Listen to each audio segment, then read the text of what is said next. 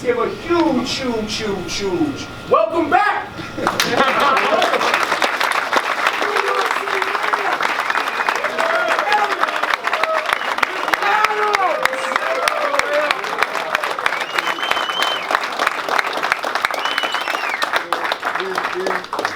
We did this in Brooklyn last week. Really want to thank David just for being a solid soldier and just holding it down. This is only the beginning, you know, and just really significant.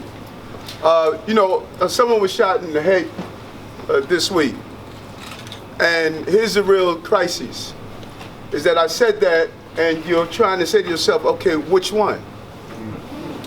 You know, 11-year-old baby was shot in the head. 2 police officers were shot in the head. And when we have to benchmark our days by trying to figure out, when I make a sentence like that, to say, okay, which case are we talking about?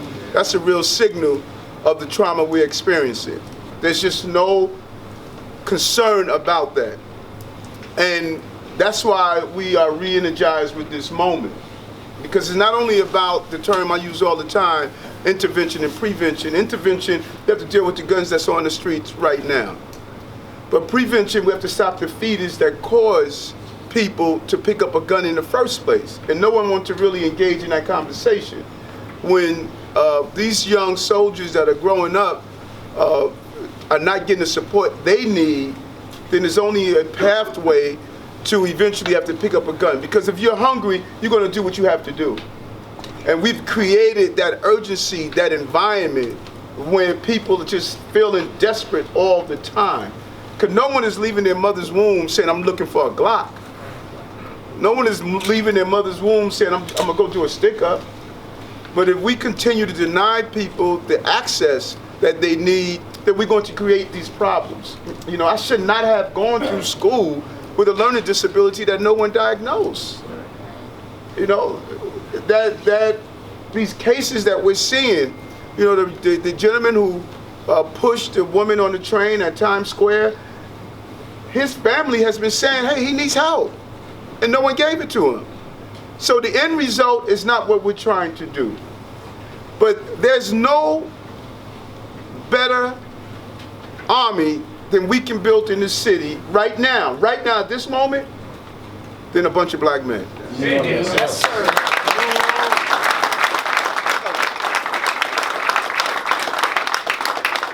If you mobilize black men in this city, if we come together and say to ourselves that we're going to reclaim our communities, that we're not going to allow others to come in and control our young people, that we're going to stop being afraid of our young people, that we're going to stop being afraid of each other.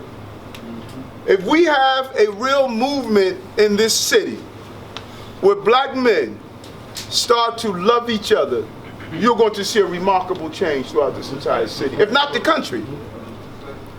If we start looking upon each other and start saying, I'm happy for you, because your success is my success, instead of this indoctrination of being just a perpetual hater, that every time a brother takes a step forward, we're looking with a level of jealousy that I got to go after and take what you have. If we just stop the hating, you're going to see a different city. This city will turn around overnight.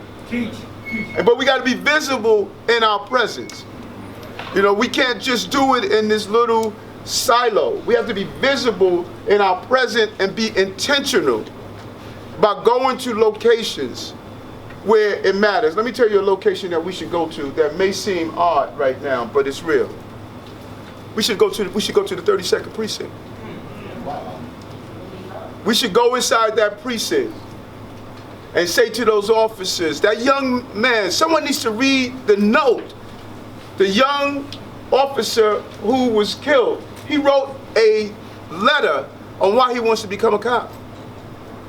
He was tired of being stopped and frisked. He came from an immigrant family. He was tired of being pulled over, treated unjustly, and he said, listen, I'm going in to change from within the system that I believe is unfair. And he said when he got there, he realized this is where he was supposed to be. Sounds familiar. Sounds familiar. The familiarity of me being arrested and beat by police officers, that young officer was no different than my journey. And just like these soldiers here, these young soldiers here. Imagine them coming up through the nurturing of this group of black men. They're going to go with a mission. They're going to go with a mission on why they want to be a teacher, why they want to be a doctor, why they want to be a banker, why they want to be an attorney, an engineer, why they want to be a cook, to cook healthy food. So by us nurturing these soldiers, they're going to grow up with a mission and a purpose like that officer did and like I did as Herbert Daughtry nurtured and put me on the mission of what I had to do in law enforcement. So this is a mission-driven moment, and it's a mission-driven movement. And so I'm going to the precinct later today. I'm going to stop over at the precinct because I'm going to a meeting up in the Bronx where the 11-year-old baby was shot. But I would encourage us, those of us who can, trust me, if 10 black men walk together, it looks like 1,000.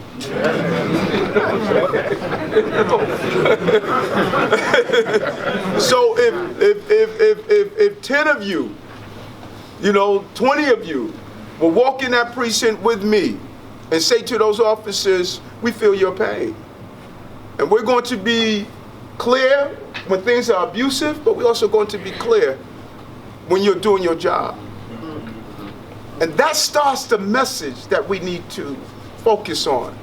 Because the message lacks clarity, and it's lacks purpose, and it lacks goal right now. And so I cannot thank you enough, because being in that hospital all night, sitting down with those mothers, hearing the cry was no different than being in the hospital the day before, hearing the mother of the 11-year-old, watching her walk in that room, hearing that her baby in the car was shot in the head and the bullet came out the next part, tore some of the brain tissue. That's no different. It's the same sound. And all of you who have your young children at home, you know what this feels like. And so we need to set the tone in this city. And this is how we do it. This is exactly how we do it. You didn't have to be here.